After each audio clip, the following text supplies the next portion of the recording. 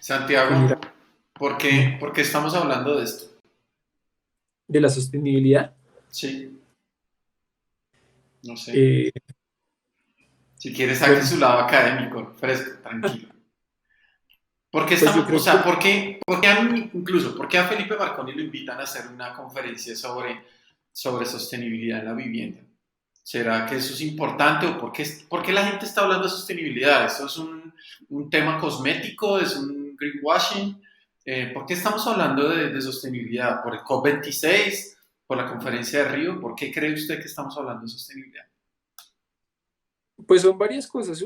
Hay una cosa que yo sí creo que tiene un componente de moda, pues el componente de moda, hablando desde lo académico, tiene que ver con cambiarle el chip a toda la sociedad, ¿no? O sea, desde realmente de temas ambientales como mundo académico venimos hablando desde hace muchas décadas, pero como sociedad realmente se está volviendo algo como imperativo desde hace relativamente muy poco, ¿sí?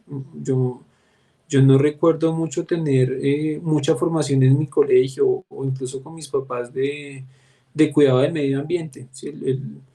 Me parece que el cuidado del medio ambiente se limitaba a cosas que eran muy pequeñas y uno no alcanzaba como a imaginarse todo como el panorama completo.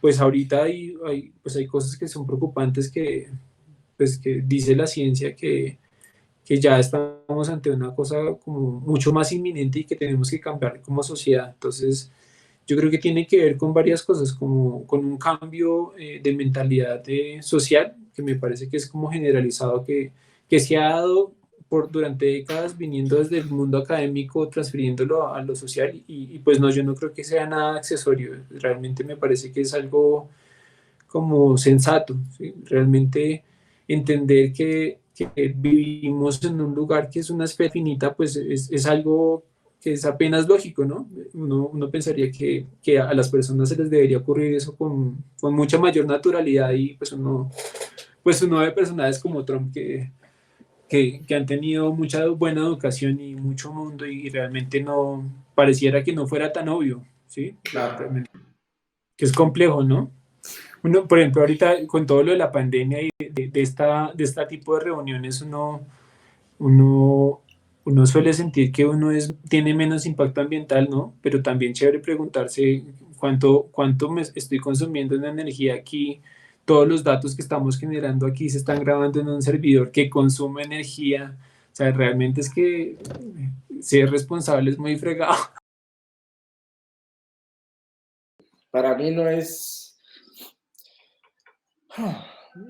tan, digamos que no es una cosa que pienso seguido, no es una cosa que para mí sea el primer plano, pero que cuando uno se pone como a pensar, sí,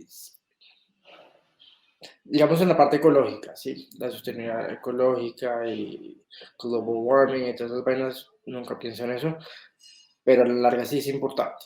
Cuando uno le pregunta a personas, por ejemplo, que no tienen ni siquiera la posibilidad de suplir sus necesidades básicas, qué piensa del cambio climático, realmente eso suena casi que a insulto. O sea, su necesidad inmediata es darle de comer a sus hijos y tener un techo donde dormir. Pues, tenemos un carro eléctrico y creo que por ahí aportamos a la parte sostenible, eh, pero, pero no tengo ropa ecológica, no, no reciclo, tengo una huerta, ¿Cómo sería esa casa que tú dijeras como, wow, de verdad esto es sostenible? pues paneles solares para el tema de la energía, para mantener un consumo bajo de electricidad, digamos. Eh, hay una piscina nueva que es a base, que en vez de tener cloro o sal, tiene cobre, y son los ions del cobre que limpian la piscina. ¿La sostenibilidad es para estratos altos o tú crees que hay vivienda en el futuro para gente de estratos bajos o carros eléctricos para gente de estratos bajos o este Para, tema ecológico para estratos bajos? para todo el mundo. Eso no tiene estrato. Pues, el nivel de conciencia puede que sea distinto en las Pues hombre, si uno le dice en estrato bajo que uno va a gastar menos luz y menos consumo y por ende le va a salir más económico vivir en un edificio sostenible, yo creo que cualquier estrato le apunta a eso, pero es más desde una percepción, en mi opinión, completamente, de un tema económico que un tema del mundo y de bla, bla, bla. Sí, para mí. Entonces es la única forma que te voy a contestar eso, es desde mi percepción de la vida. Pensaría Listo. que si es un énfasis económico y me dicen, no, marica, es que usted se puede ahorrar 50.000 pesos mensuales de electricidad, viviendo acá que viviendo allá, pues uno sí lo piensa. ¿Cuál es mi lado sostenible? Pues ¿Mm? una de las cosas era lo que le estaba comentando ahorita, las plantas nos gustan mucho y somos jardineros compulsivos. Otro tema de sostenibilidad a mí me parece la paternidad, ¿sí? El hecho de formar ciudadanos que sean conscientes de los recursos finitos, de ser más conscientes en todo lo que tiene que ver con la generación de residuos, ¿sí? Eso es otra parte que a mí me parece muy importante, tener una paternidad responsable. Es, sí, yo un tiempo que viví en Cajamarca y vivir en una finca le cambia a uno la perspectiva de muchas cosas, porque, eh, por ejemplo, los residuos que uno se toma una gaseosa y pues uno acá está acostumbrado a que la bota en la basura y se desentendió. Eso no pasa en la finca, porque en la finca no hay recolección de residuos. Entonces, uno hace una basura, o sea, uno tiene un residuo y uno lo ve ahí. Uno no sabe qué hacer con él porque no va a pasar alguien como a ayudarle a deshacerse del problema, ¿no? Aquí, Claro. aquí se lo llevan a Doña Juana y pues uno lo botó en la caneca en el chute de la basura y uno no volvió a saber de la basura. Cambio allá es una cosa de, marica, ¿qué hago con esto? Esto lo hice yo, esto es responsabilidad mía. Esas son reflexiones que son duras de vivir en la finca. ¿Usted considera Sí, que todos tenemos a un inconsciente ambiental? sí, totalmente. Yo creo que parte del problema es ese, que uno no hace una reflexión de qué es lo que pasa antes o después, ¿no? Por ejemplo, un antes es la electricidad. Uno siente que eso es como magia, uno se enchufa y ya le llega la corriente a uno, ¿no? Uno no sabe de dónde salió esa vaina. Pero esa reflexión es muy difícil que uno la tenga si uno no hace, pues, reflexiones más profundas de dónde salen las cosas. Sí, Claro. y realmente, pues lo que hablamos de la vida útil de las cosas, eso también tiene uno que entenderlo, ¿no? O sea, hace falta irse la rodadita hasta el Doña Juana para ver cómo es esa vaina y ver todo lo que hacemos nosotros, o sea, el impacto tan tenaz que tenemos para dejar de ser tan inconscientes. Y otra pregunta que te quería hacer, Santiago, es, ¿nuestra vivienda puede ser sostenible? Porque es que, bueno, pues hay cosas de la sostenibilidad de la vivienda que vienen desde antes, ¿no? Yo creo que es importante cuando uno compra una vivienda saber qué tan sostenible fue su construcción, por ejemplo. Porque hablando de la inmediatez, pues uno se mete en cuatro paredes, pero uno no sabe de dónde salieron esas cuatro paredes, ¿no? No saben si jodieron un acuífero, si se tiraron un humedal, ¿sí? O sea, hacerse esas preguntas antes de adquirir vivienda me parece importante para vivir en algo que sea sostenible. Después de que uno ya tiene pues una idea de si es o no sostenible, pues uno pensaría en cómo hacer sostenible su vivienda, ¿no? Entonces es cuestión de pues ser responsable con el uso energético, de hacer un buen uso de las basuras. Eh, yo creo que incluso tener una vida saludable me parece que le ayuda a uno a ser más sostenible con la casa. Me refiero, por ejemplo, por ejemplo, con mis hijos. Uno podría parar la jornada laboral y prender el televisor y todos sentarnos a ver televisión. ¿Sí? Y eso implica un costo energético más alto, pero por ejemplo uno podría tener otras actividades como sentarnos a leer libros o salir a caminar, ¿sí? Y eso hace que la vivienda sea también más sostenible, ¿no? Como tener hábitos diferentes que no dependan siempre de tanto consumo energético y de hacer tanta basura.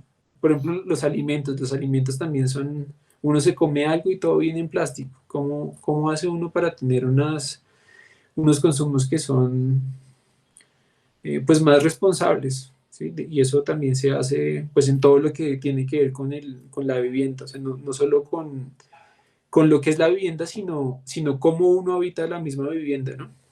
Un papel protagónico, ¿no? Realmente en nuestro país la empresa privada es un motor que mueve muchas cosas y pues que incluso mueve política, ¿no? Entonces, pues también se tienen que mover desde ahí, desde la empresa privada, proyectos que lo metan a uno en eso. Cuando se generan proyectos de ambientalmente responsables, yo creo que se hace educación, ¿no? Es difícil medir los impactos porque pues uno no entiende, por ejemplo, que es una tonelada de CO2. Vicky, por qué estamos hablando de sostenibilidad? Digamos, ¿por qué la gente está hablando de sostenibilidad? Pues es un tema que empezó hace muchos años, como empezaron a tomar conciencia un poco de que había unos grandes problemas en el mundo que no se podían resolver como con iniciativas individuales, pero creo que hoy en día cada vez es más mandatorio y no porque haya que sobre las empresas ve que es un nuevo concepto, pero esto ya es el non plus ultra de la sostenibilidad, o sea, empresas que le dan el mismo nivel de importancia a lo financiero que a lo social y lo ambiental. Claro.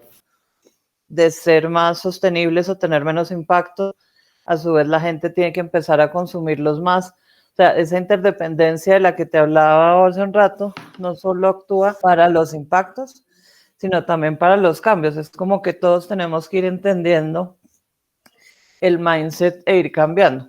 Pero todavía en ese campo de lo que consumimos todos los días, creo que hay muchísimo por hacer y hay muchas empresas que ya han avanzado. Digamos que aquí no se trata de culpar a nadie ni nada, sino saber que es algo que depende de todos.